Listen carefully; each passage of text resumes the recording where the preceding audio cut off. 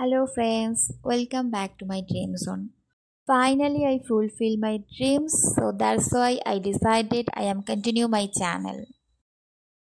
So আমার এই video করার পেছনে একটাই কারণ, যেভাবে আমি মোটিভেট হয়েছি, যেভাবে আমি ঠিক করেছি যে না আমি কিছু করব। তো আমি আমার এই পুরো জার্নিটা, আমি আমার স্ট্রাগলের পুরো জার্নিটা তোমাদের সাথে শেয়ার ঠিক এই কারণেই করতে চাই, যাতে আমার ভিডিও দেখে আরও অন্যান্য মেয়েগুলো মোটিভেট হয়, যারা নিজের গণ্ডি থেকে কোনো দিন বেরাবো বলেই ভাবে না, ভাবে যে না এটাই এখান অবধিই আমরা থাকবো, আমরা এর বাইরে যেতেই হয়তো পারবো না। তো তাদের জন্য বলতে চাই যে না, মেয়েরা সব পারে, মেয়েরা চাইলে সত্যি সব করতে পারে। তার সত্যি জলজান্ত প্রমাণ আমি নিজে। খালি তোমাদের নিজের ওপর সেই বিশ্বাসটা রাখতে হবে যে I will do any how. So তোমরা দেখতেই পেলে আমি বাড়ি থেকে বেরালাম, আমার মা বাবা আমার সাথে ছিল।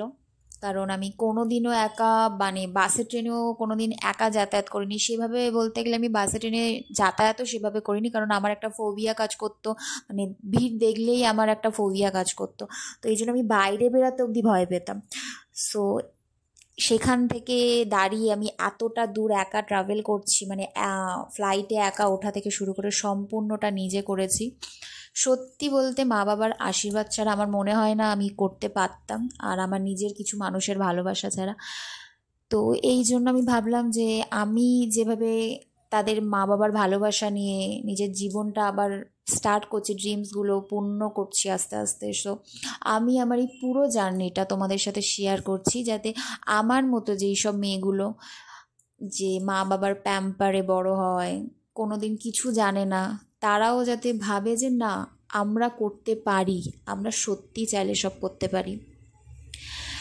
তো তারপরে আমি ফ্লাইটে উঠলাম।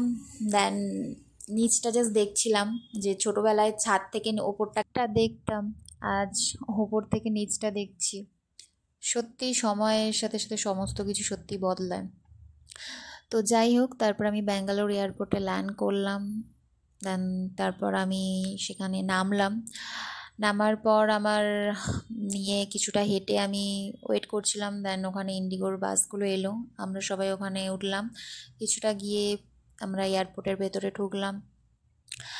তারপর আমরা যে যার লাগেজের জন্য ওয়েট করছিলাম। আমার লাগেজ তো আসছিলই না। তো ফাইনালি আমার লাগেজটা এলো, লাগেজ নিয়ে বেরালাম। বেরিয়ে উবের বুক করে দেন তারপরে আমি আমার গন্তব্যস্থলের দিকে রওনা দিলাম। সো আমি এয়ারপোর্ট থেকে বেরিয়ে তারপর গাড়ি বুক করে আমি আমার পিজির দিকে রওনা দিলাম। তো এখানেই ভিডিওটা শেষ করছি। আমি আমার স্ট্রাগলের জার্নিটা আজ থেকেই তোমাদের সাথে শেয়ার করা শুরু করলাম।